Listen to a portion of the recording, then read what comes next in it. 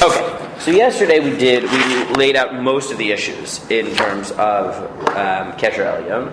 So to recap, the Gemara says that Kesher Elyon is da'areisa. It seems like that is derived from the halacha of Techelet, the ability of Techelet to be asido halosa, say, because the wool and the linen, and it has to be attached for it to be a problem to begin with. Rashi, though, assumes that since in the Gemara in Yevamot at least, that heter is based on smuchen, and there's a machloket whether we learn halachos from smuchen, meaning from juxtaposed halachos from psukim. He thinks this is a machloket. Tosfos disagrees. There's also the element of it that we learn from simply from the fact that it's gedil, that it's defined as this braided object, and therefore it needs to actually be. There has to be some sort of braid. There was a machlokas. What is the Kesher Elyon? So there's both. There's both there's both a linguistic point of right. Tosfos thinks that Kesher Elyon means the one closest to beged because that's the upper knot when you are wearing the beged, right? Rashi thinks it is Rashi is not clear. Rashi seems to say different things in different places. But the other shita which is, at least according to those, Rashi in one place, let's put it that way, is the extreme knot. Either you can say it's upper, because when you're tying it, potentially that's upper. Or, what Tosfos takes it, that Elyon just means the extreme, that which is on the edge. And that's how he gets there.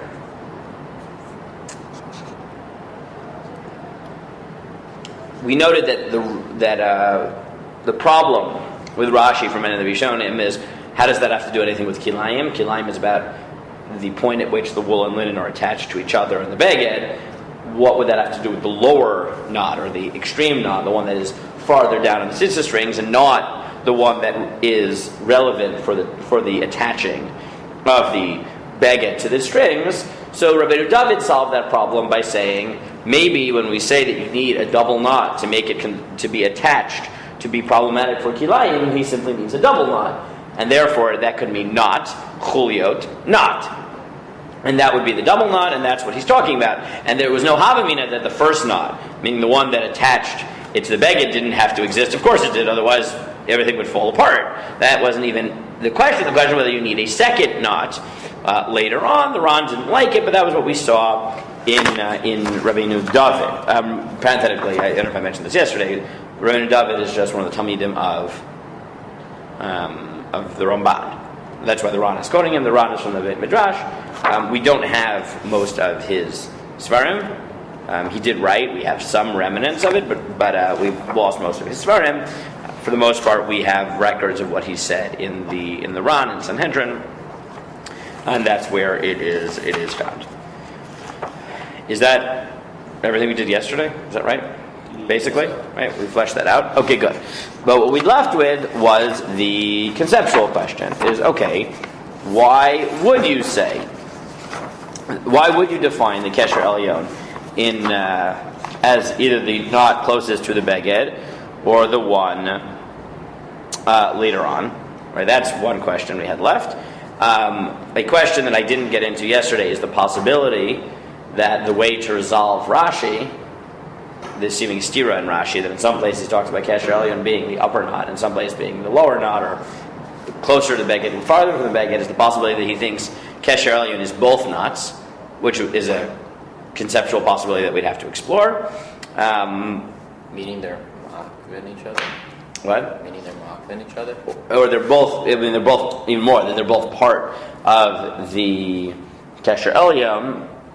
And then the psak issue, which we'll polish it off. So let's do that.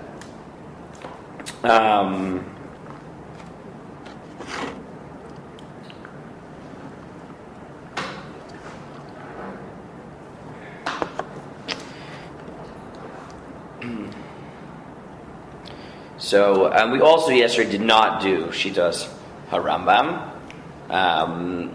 What does the Rambam say, by the way?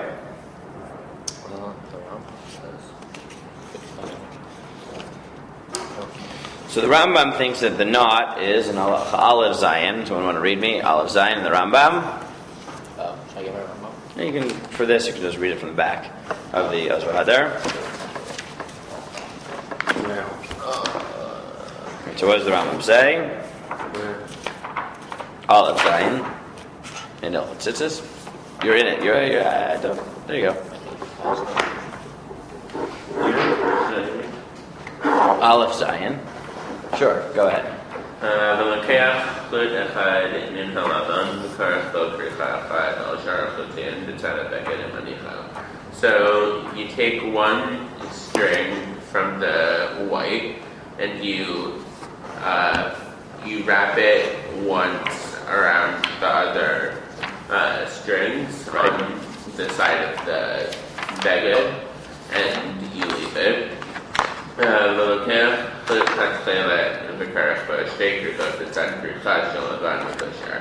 And then you take the Techelet string, wrapping twice on the side of the wrapping, on the side of the white wrap, and you tie it. Ve'elim hashalosh krichot shemoneh-esrei and chulia, and these three wrappings are called a chulia. Umarchik ma'at nosa chulia shniya b'chut shel Techelet Lavan, and you leave some amount of space, and then you make a second chulia with only Techelet. Umarchik ma'at nosa chulia shlishit v'chein ma'at chulia achronot she'ukarach ba shtei krichot shel Techelet.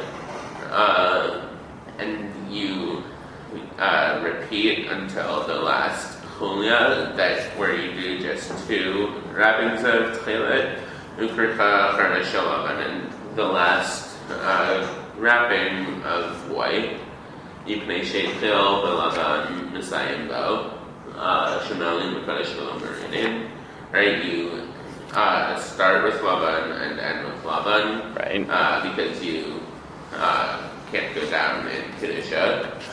V'Lama Yechil V'Lavan Kedei Shehei Samuch L'Knaf Mina, and you start with Lavan because you have to start with Mina.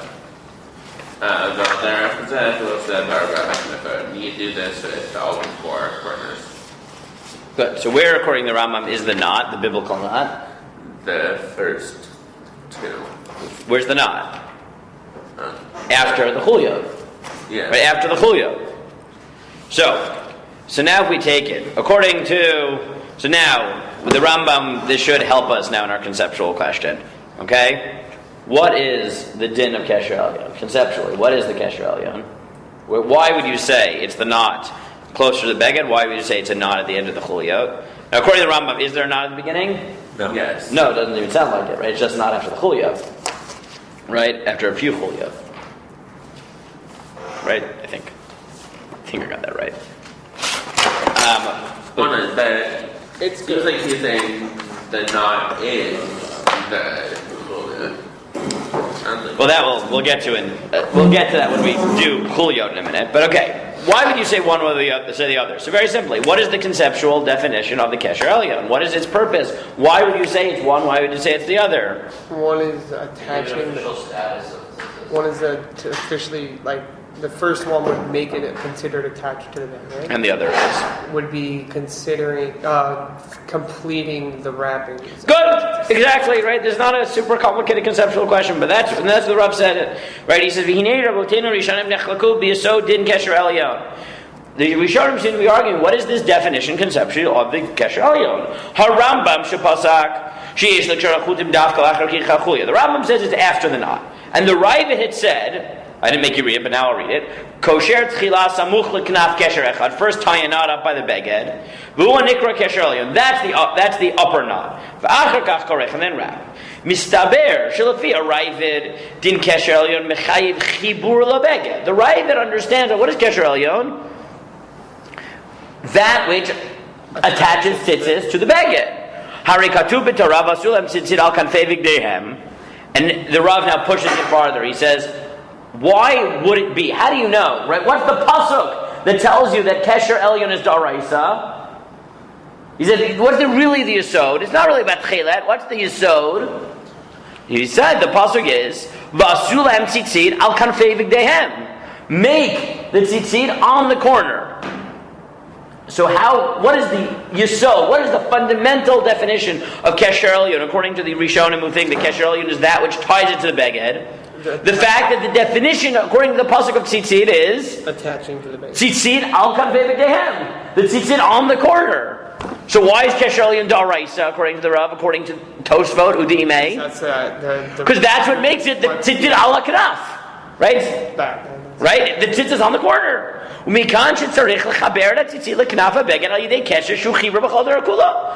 from there we learn that you must attach the tzitzit to the beged with an attachment that is halachically significant and called torah-kula. So therefore, that arrives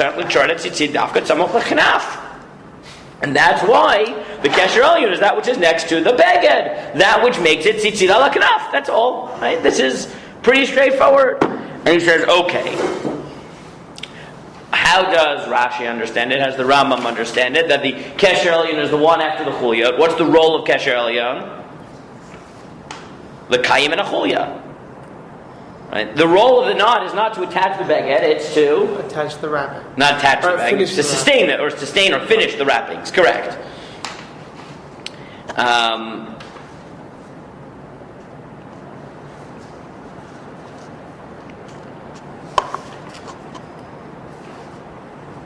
It is very now, I should point out, the Rav points out in the footnote, that even if you didn't, everyone would agree that even if you don't hold Kesher Elyon daraisa, do you need some wrappings?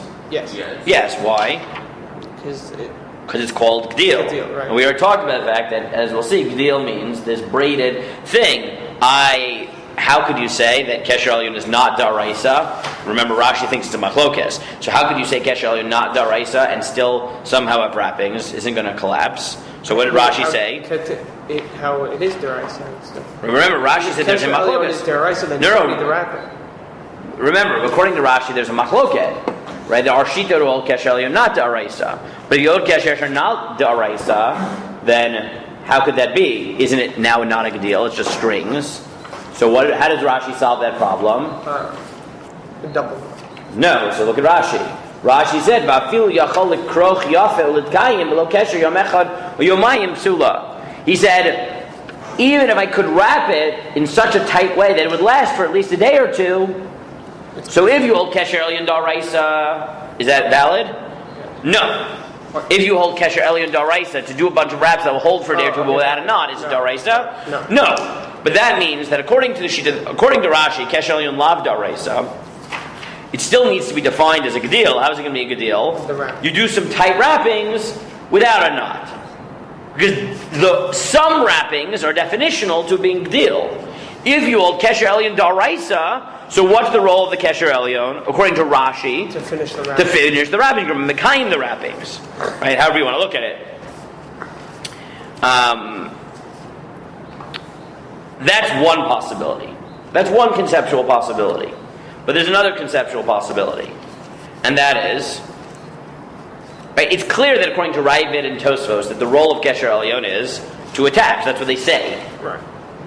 Is there another way of explaining Rashi and the Rambam who say that the relevant kesher is not the one next to the beged, but the one after at least the first set of krichot? How else might you conceptually define it? It gives you the actual image of tzitzis. What? It gives you. So that's another version of it. So is there any way to say that maybe they agree fundamentally that Kesher Elyon is about chibur? Because why would you want to say Kesher Elyon is about chibur? What's the problem with saying that Kesher Elyon is only about mekayim the krichot? Right? It's only about sustaining the krichot. What's the conceptual problem? Deraisa, it's about creating it. Because the Gemara, the context of the Gemara is that this is about Techelet, is about the kilayim. Meaning, the simple pshat in the Gemara is that, how do we know Kesher Elyon daraisa? Because you have to attach it. Which means that the simple pshat is like Tosfos and Ravid, that the role of Kesher Elyon is attaching. And since we know that you need a special heter to allow you to have tzitzis with kilayim, that means the role, and that proves Kesher Elyon daraisa, then it must be the role of Kesher Elyon is The tying part. to attach rather than to maintain the chuliot and the krichot in the tzitzis. So how could you say the role of Kesher Elyon is to attach the beged to the tzitzis, or tzitzis to the baguette, and still hold that the kesher should be after the wraps?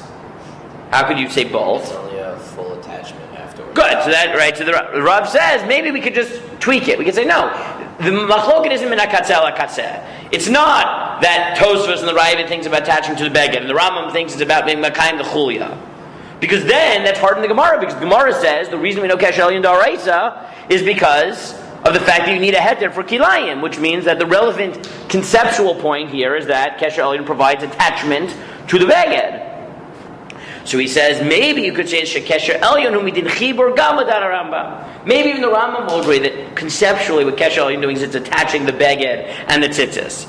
Ella, and this is what Daniel said, Ella shegam krichat achulya tzricha liot chelek mechibur zeh. But that, what does it mean to attach? It's attaching the tzitzis with basic wraps to the baguette. Meaning maybe the machlokes is not as much about the Kesher Elyon as what is the most basic definition of tzitzis. According to the Balei Tosfot and the Ravid, what's the definition of tzitzis? The very, very basic. Just one knot. Tzitzis attached to the baguette, and therefore as long as I attach the strings to the baguette with a knot, that is enough for it to be defined as tzitzis. According to the Rambam, probably because tzitzis are called gedil, which means that they need something which is braided, twisted, however you understand the word gedil.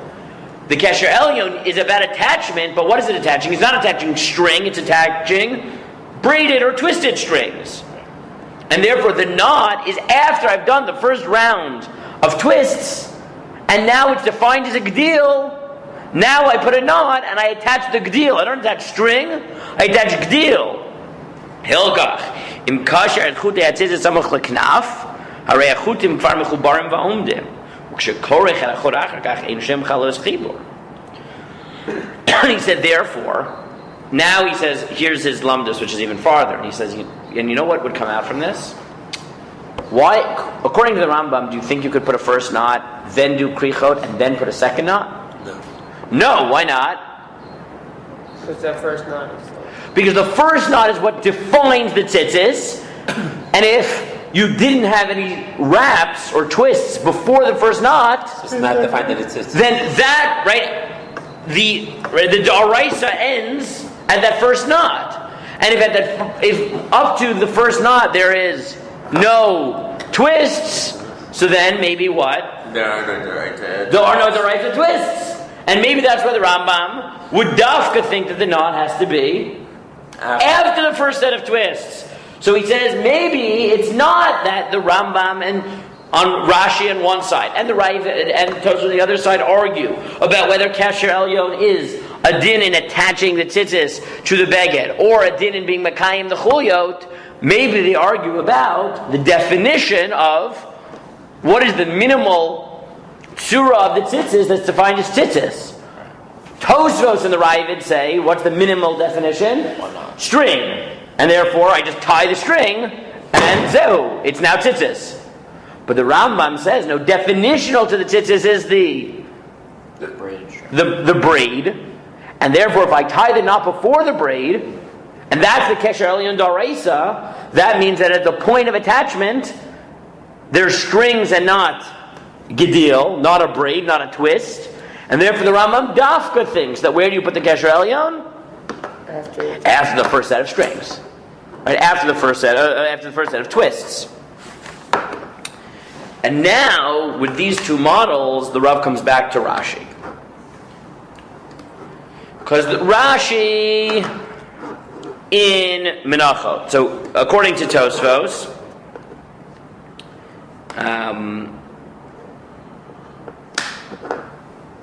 Rashi, so Tosfos noted that he holds, in our sugya, he seems to hold that where's the Kesher Elyon?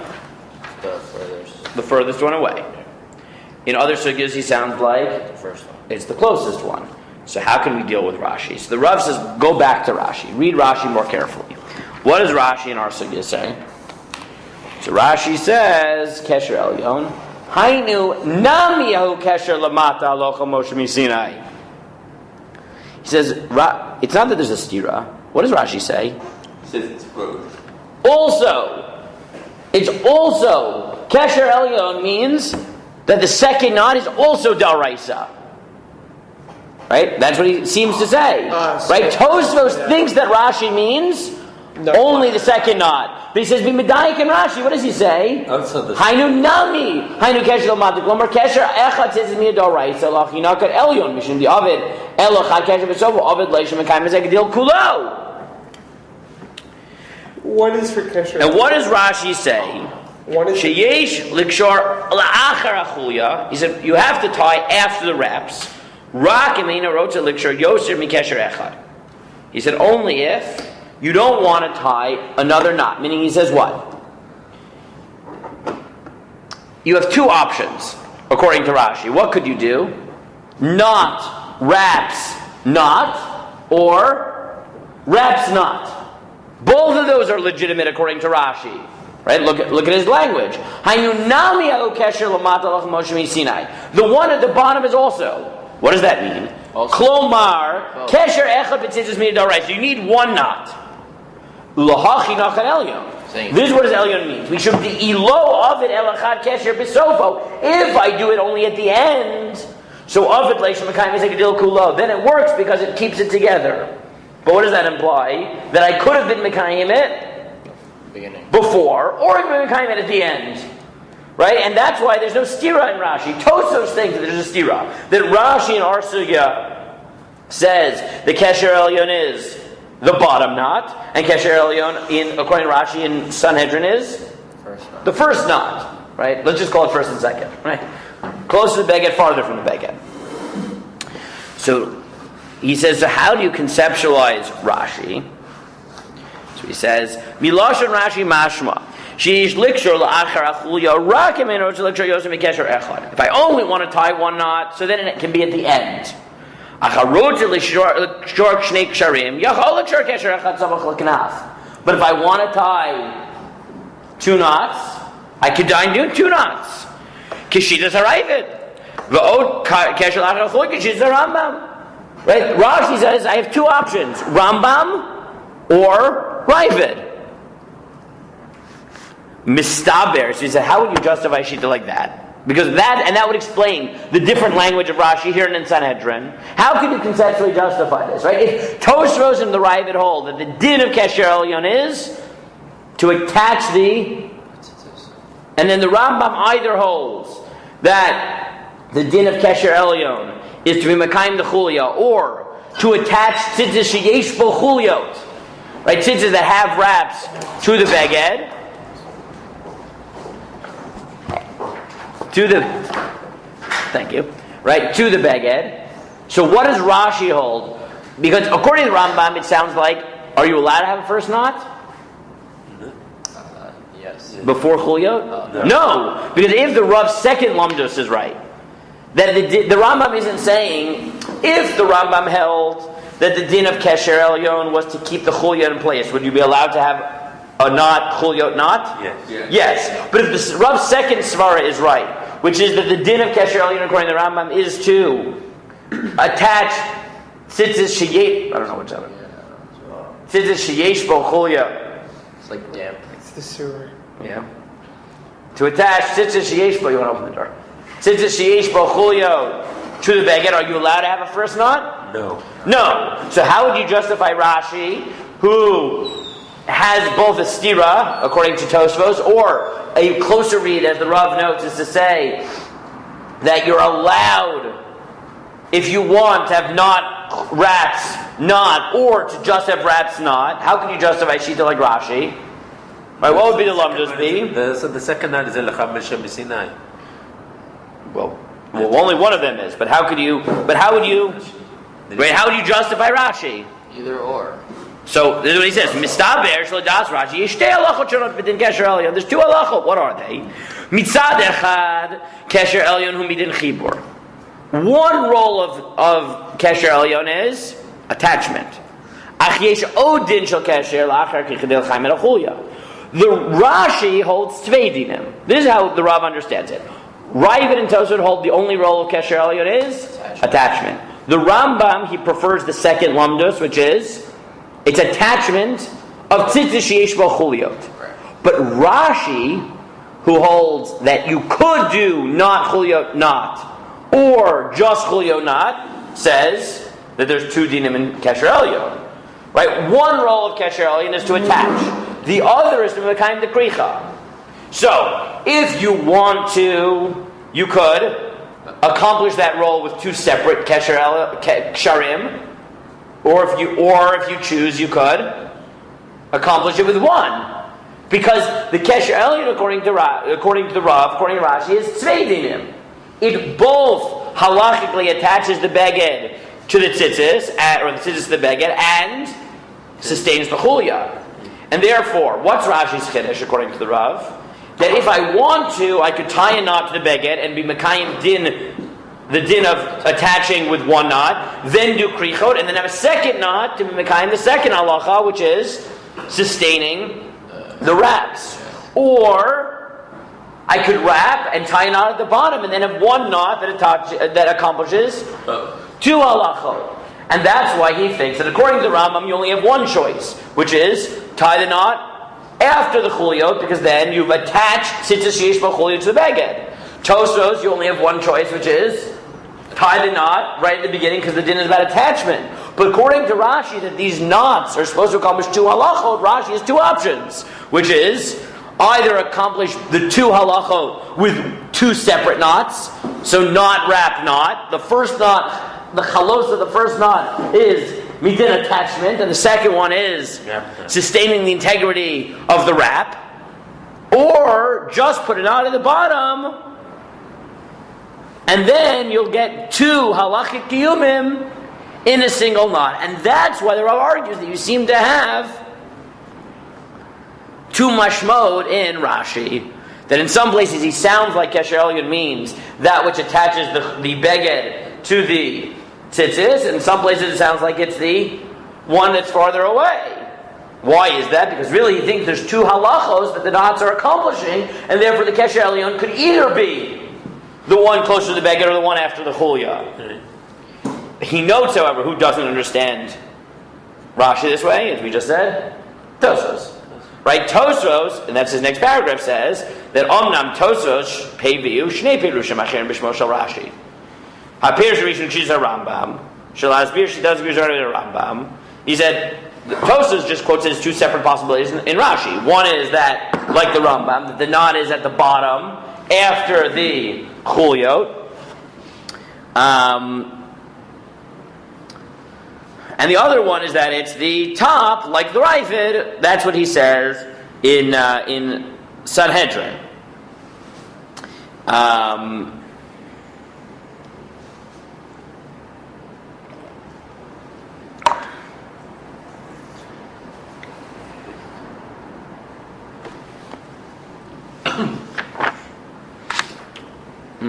Okay. So that's what he notes, right? That you could go Tosfos' direction, right? Which is to say that Rashi really has two different shitos. But you could, if you wanted to, say there's not really a stira, and say, right again, the stira only comes if you read Rashi the way Tosfos does, which is that Rashi and Menachot thinks that Kesher Elyon means the one that's farthest from the beged, and Idzad Hedra means the one that's the closest. But if you think that according to Rashi there's tzvei dinim, that there's two halachic chaluyos that are being accomplished by the Kesher Elyon, so then there's no problem, because you can say they're both sort of true, right? They're both sort of true. You could accomplish it in either way. You could either do not chuliyot not, and then one chalos of the Kesher Elyon would be accomplished at the point of chibur, and the other would be accomplished.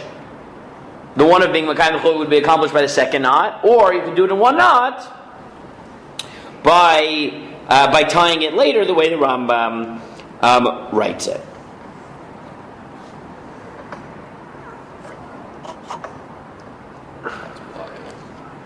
What? Wild. Yeah.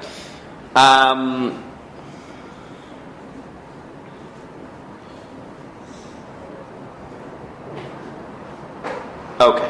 And then he notes that obviously, and this is where the whole problem comes for Tosfos, that Tosfos, the reason that Tosfos won't accept, right, if you read Rashi the way Tosfos does, which means that one of the Rashi's totally thinks it's the bottom and one is the top. That's why Tosfos doesn't like Rashi, because he thinks that it has to be the one that attaches, because the question is based on the Kilayim Sugya, and there in the Kilayim Sugya, clearly the halachic chalos we're talking about is chibur.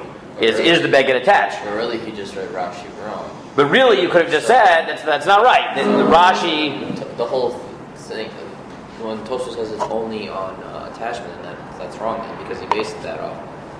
correct, Rashi. and therefore, yes.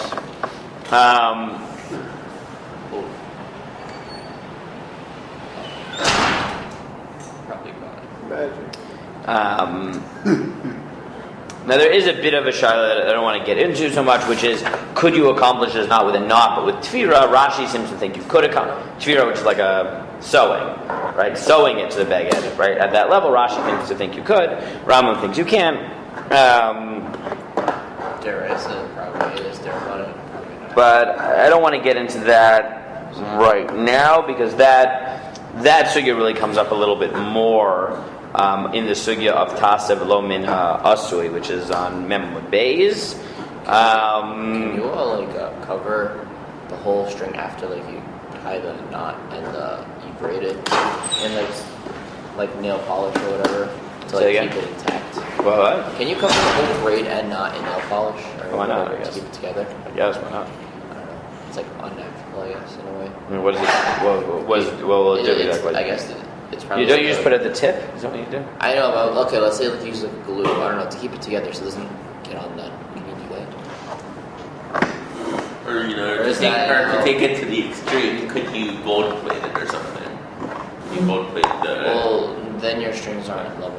No, because then you're getting Yeah, but they don't need to be keyboard, you're getting into midknaf and all those complicated things we've seen. Oh no, because the gold is not the string itself. You still have the string that is in knaf or whatever, but you're just covering that. You have to see it. You have to see the Say string. again? When you make the rough, you have to see Yeah, but the it. string, if you just do the tips, the string is still kosher up until the tip. He's saying cover the whole thing gold. Oh, the whole thing gold? No, you can do that. No, you can't do the tip, maybe. Okay.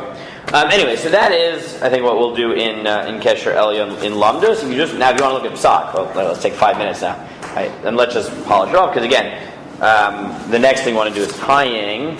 So we'll do it on Sunday. It's fine. So if you see, this is what I get the printer thing, but I want you guys to do Lamed Testament, I'll do Lamed Testament Bays. Like I said, there's like a million different sheetot in terms of what the knots are supposed to look like. But even in black and white, this is pretty clear, right? These pictures, you can see what all the different sheetot are, right? Yeah.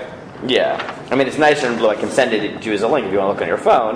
But you can see, because you get all the types of sheetos, right? You get these cool twists, they're all types of fun sheetos, right? Visually, I happen to like Rav Netzer Gon the most. Visually, it's just nice. This one? Yeah. It's cool. That's not a halachic statement at all. That's that's an aesthetic statement. I don't know. I think it's cool. I like the Sephardi one where they. You like which one? The Sephardi one where they make a loop around every. The Rambam. That's how Ariel Tucker also. kind This is the Rambam. Okay, well, we're going to talk about this, but I want you to see the Gemara, But then and then we'll just go through The this. Rambam doesn't have he just goes all the way down, right? Well, there are three versions of Rambam here. This, and this. Right. This is the Rambam according to the Ari and the Radziner, and this is the Rambam according to some others. Again, I don't want to go through. It's very hard to parse all these things, and I'm not a visual person. I can't read words and then think visually. I have real trouble with that, which is why, from me also, I need to just be looking at pictures and say, okay, this is what it looks like. This is what the chulya means. This is what the. That's why I'm going to give you the pictures, and we'll go through it. Okay, let's just quickly look at Psak, though, on it. So if you look at the base, Yosef,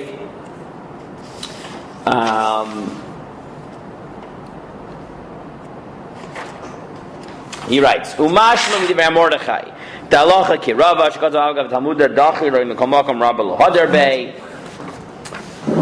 So,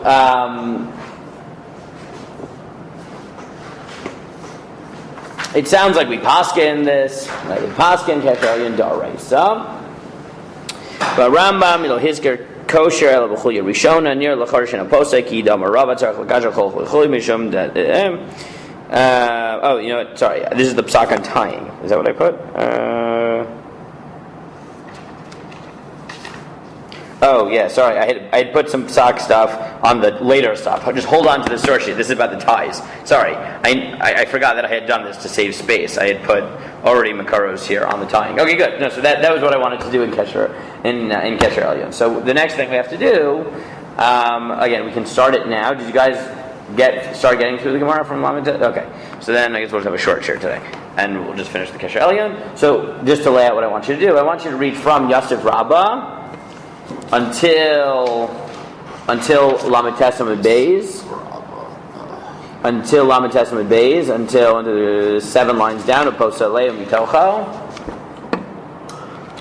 This is where the Gemara discusses a lot of the details of wrapping, of how many wraps do you need, Lo Yichos Misheva, Kenegel Shiva Rekiim, and the like. So I want you to do that, and then we will try to just discuss visually what exactly these shitos mean. I'm just debating if to end shir or to make. I was going to do a hashkafic point. And hold it to shir, but maybe I'll do the hashkafic point now because I have a little bit of time, so let's do it now. Where'd Nachal go? Yeah, it's also not very Wasserman. Okay, so let's do this hashkafic point. I guess quickly. Okay, I'm going to do one hashkafic point, which I was going to do on Sunday, but I'll do this, and this way on Sunday we can just focus on the tying issues. So you'll see this inside, but the Gemara says that when you're doing the wraps, again, what exactly this means is part of what you have to see, but you shouldn't have less than 7 to parallel the 7 rikiyah.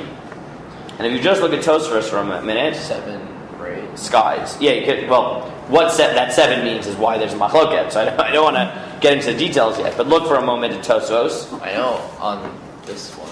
That's why I said we'll do this after. But if you look at Tosfos, just look at the first line of Tosfos. Tosfos says, "Lefi she'tcheles domel yam yam domel rekia." So Tosfos just said, why would you say that you tie the 7 wraps, whatever the wraps mean? Again, we'll see what they mean. To parallel the 7 heavens, because so he says, it's supposed to remind you because of the Techelet, because the Techelet is domel rekia. So what is Tosfos telling you, which is interesting, is that again none of this is ma'akev, as we'll see. But what's he saying?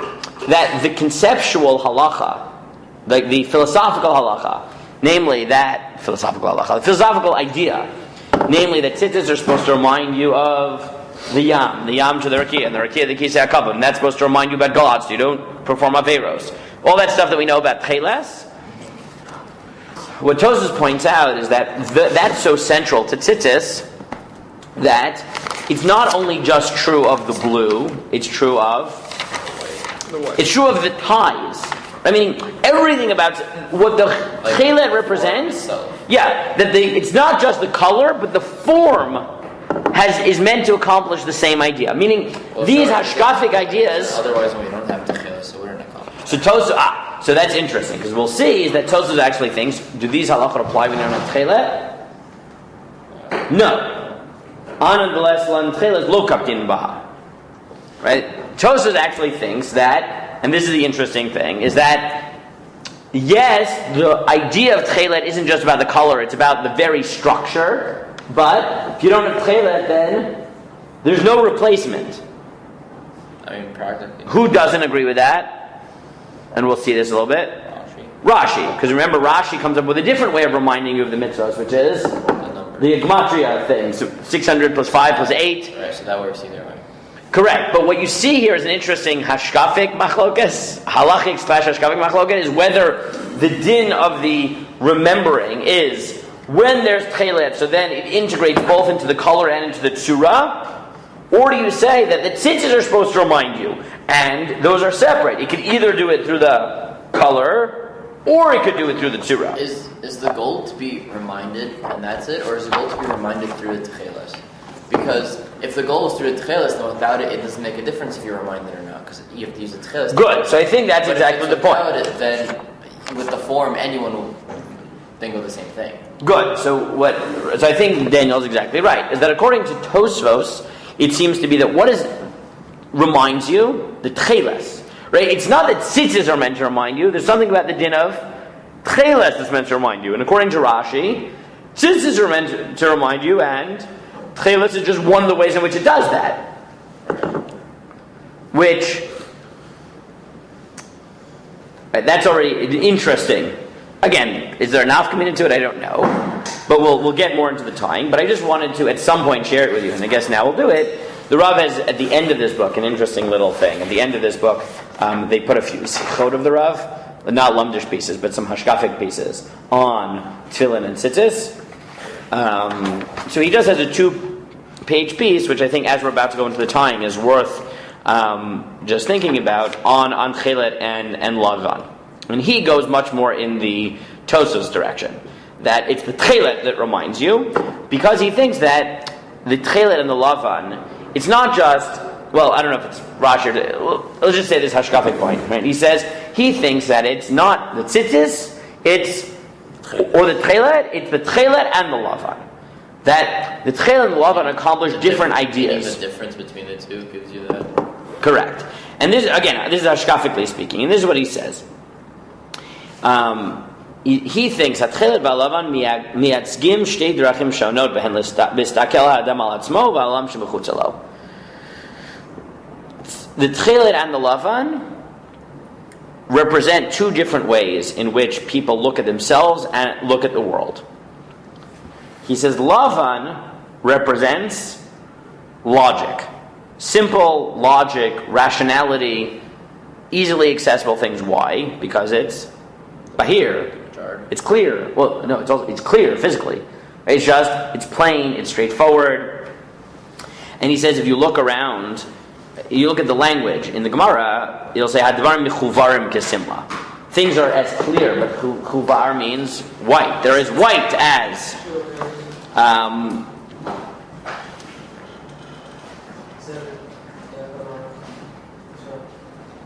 And what about Techelet? So he says, what does Techelet represent? Yeah, mystical. Mystical are things that are beyond normal human comprehension. How does he get that? So he says, because, think about how they describe it. The Techelet is dom yam, v'yam dom rakia, v'rakia lekisei hakavod. It reminds you of those things which are beyond. And I would add that it's not just to remind you of things that are beyond. What points in the Rav's direction that Techelet is meant to remind you of, like, complicated things that are beyond human comprehension? The fact that has been more presented, not Techelet is like the kisei hakavod, but Techelet is like the yam. And the yam reminds you of the sky, and the sky reminds you of kisei hakavod. I mean, it's not even something you can perceive directly. It's something that... It's like a weird... Correct, like you there are steps even to wrap your head around it. And he said, the reason that tzitzis is chosen as that which reminds us about the mitzvot, in all of the ways that it does, with the colors and the twists of v'chulei, and again, we can try to fit it back into the halachos when we actually go through the sugyot on Sunday, is that a full, complete approach to Torah requires both, right? It requires both. On the one hand, you have to approach the world rationally. But on the other hand, you have to realize that there are things beyond you, right? Things that are so complicated that are beyond you. And it is... Right, and it's that which... Right, it's that dual approach that the tzitzis captures, right? That we approach the world and mitzvot both through things that are simple and straightforward and things that are beyond us, and recognize that both part of our experience. And then the Rav says that, lumdishly speaking, he really likes Rebbe's position, or hashkafically speaking, which is Techelet ma'akev et alavan. That really you should have both, right? And one without the other is incomplete. Now he says, obviously we don't paskin that way, but he said, right, there's something there in the sense that there is something lacking without both perspectives, and then he gets into this nice little Tzioni moment, which is that if Jews had lived with white so to speak, for our entire history, we would have been in trouble because things were so dire for most of Jewish history. If we didn't believe that there are things that are beyond us and that there are things, that there's a God and that there's hope in history and that things might change, we would never have accomplished anything. Because just looking sort of without that, Very depressing. it was our ability to look at the Techelet, so to speak, that gave us hope. And he said, even within Eretz Yisrael, where he goes, he said that is the Techelet of our lives. Right, we come back and we did not expect it, and even once we were there, if we looked at it from the Lavan, as he said, right, from straight numbers, right, we were surrounded by millions of enemies. V'chulei. This is right. What? Rabim Bi'ad Yeah, Rabim Bi'ad Mi'atim. Oh, good. Here we got a nice little. This is a shir I love giving. The fact that the early Zionist poskim, religious Zionist poskim, claim their halachic basis for Yom Ha'atzmaut was Hanukkah. Right, that is their halachic basis. Is the concept of Hanukkah. It's a fun second. I gave it last year, though I don't think I'm going to give it again here. Is this the only reason for tzitzis? No. To remind us, like practically. What the Torah says is to remind you. But then, meaning, if that's true, then why does the Torah give so many specifications of how to wear it? Because there's always more. Of just let's say a cornered garment versus anything else. So this is a broader. So this is always a broader question, right? This is always a broader question, which is how does Tamei Mitzvot affect the letter of the law? Right, meaning the halacha is not reducible to Tamei Mitzvot. There are Tamei Mitzvot, there are ideas that come from it, but it's not reducible to that. Well, I understand that for some of it, like the way it's tied, right, that might be important because that involves the actual. No, I understand, but I'm saying it's not. No. In general, halacha is not reducible to the Tamim. Right, you can derive Tamim from it, and philosophy from it, right, philosophical ideas from it, but it's not reducible to that. Halacha stands on its own. There's also a level of submission, and if you're more Kabbalistic, there are also, you believe that there are all types of things that are happening that every prat influences, right, in addition, however you want to take it.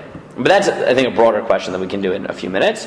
Then the Rav has one more hashkafic note. Again, this is a drash, but it's a nice drash, and it's worth doing at some point, so we'll do it now. The other thing he says is, okay, but if it's just about blue versus white, why is it that Chazal say it has to be Techelet and not Kala Ilan? Right? Why can't you just accomplish the same thing with the indigo? So he says, what does the Gemara say the difference is between Techelet and Kala Ilan? Whether it lasts. Right? Whether it lasts. It has staying power. And the Rav says, it's not just about blue. It's if we want to survive, it's that blueness, the Techeletness of our lives. But practically, we can find things that last longer. Like that's not. Well, actually, we have not yet found anything. But again, this is a drasha. Scientifically, could probably make some. Okay, fine. But anyway, this is a drasha. It's not I'm not saying this is prod. I'm saying it's a drasha where it's just worth noting that right at some point this drasha of the Rav. I think it's some nice ideas in Techelet and Lavan. I don't think there's not shot. This is meant to be a drasha. It's meant to be some ideas to think about as we're going through it and as we're talking about the tyings, where as we see from Tosfos, the tyings we add symbolism upon symbolism because dafka and tzitzis symbolism is important. Right? That's what the Torah says. It's meant to remind you. And once you realize that in certain mitzvot the tam is more hidden. Here, where the Torah is so in your face and says this is supposed to remind you of the mitzvot, it's worth bringing the notion of Hashkafa front and center, at least talking about it once. So there we go. We spent a few minutes talking about it.